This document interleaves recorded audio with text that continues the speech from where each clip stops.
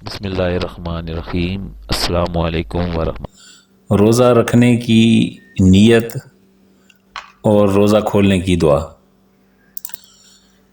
عزیز دوستو، روزہ رکھنے کی نیت کے متعلق ایک بات آپ اور میں ذہن نشین کر لیں کہ رمضان المبارک کی آمد ہے۔ رمضان کے روزے کی نیت جو ہے وہی اس کی دعا ہے۔ یہ بات ذہن میں رہنی چاہیے کہ روزہ رکھنے کی دعا کسی حدیث مبارکہ میں منقول نہیں۔ اصل میں یہ نیت فرض ہے جو دل کے ارادے کا نام ہے۔ نیت کا مطلب کسی چیز کا پختہ ارادہ کرنا، اور اصطلاح شرع میں نیت کا مطلب یہ ہے کہ کسی کام کے کرتے وقت اللہ تعالیٰ کی اطاعت اور قرب حاصل کرنے کا ارادہ کرنا۔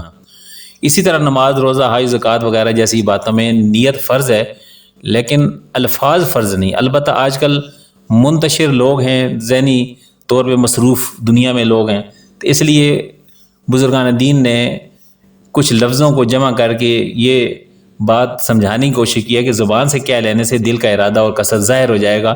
دوسرا، زبان سے بولا جانے والا ہر لفظ نیکیوں میں لکھا جائے گا، کیونکہ رضا الہی کی خاطر کیا جانے والا کام جو فی نفس سے ہی خلاف شرع نہ ہو تو اسلام اس کو قبول کرتا ہے۔ تو اسی طرح روزہ رکھنے کی جو نیت ہے اس کو یہ کہا جاتا ہے کہ یہ روزہ رکھنے کی دعا ہے۔ اور روزہ رکھنے کی دعا آج ہم سیکھیں گے کہ بسم اللہ الرحمن الرحیم و بصوم غد نویت من شہر رمضان، یعنی میں نے کل کے ماہ رمضان کے روزے کی نیت کی۔ I intend to keep the fast for tomorrow in the month of Ramadan۔ اس کے بعد سارا دن بندہ روزہ رکھتا ہے اور شام کے وقت روزہ کھولنے کی جو نیت کرتا ہے اور دعا کرتا ہے، تو اس کے بارے میں حضور نبی کریم صلی اللہ علیہ وآلہ وسلم کی مختلف افطار کے وقت دعائیں ہیں جو کتب حدیث میں بیان ہوئی ہیں، جن میں سے ایک دعا حضرت معاذ بن زہرہ رضی اللہ تعالیٰ عنہ سے مروی ہے کہ حضور نبی کریم صلی اللہ علیہ وسلم روزہ افطار کرتے وقت یہ دعا پڑھا کرتے تھے۔ اللہم لک صمت وعلی رزقک افطرت، اے اللہ میں نے تیرے لیے روزہ رکھا اور تیرے ہی دیے ہوئے رزق سے افطار کیا۔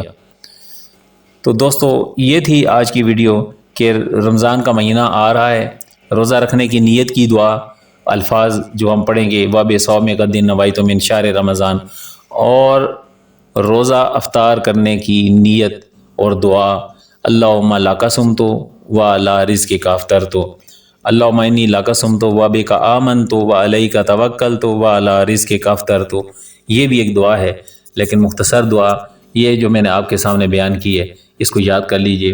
اللہ تعالی ہمارے حالوں پہ رحم و کرم فرمائے۔ السلام علیکم ورحمۃ اللہ وبرکاتہ۔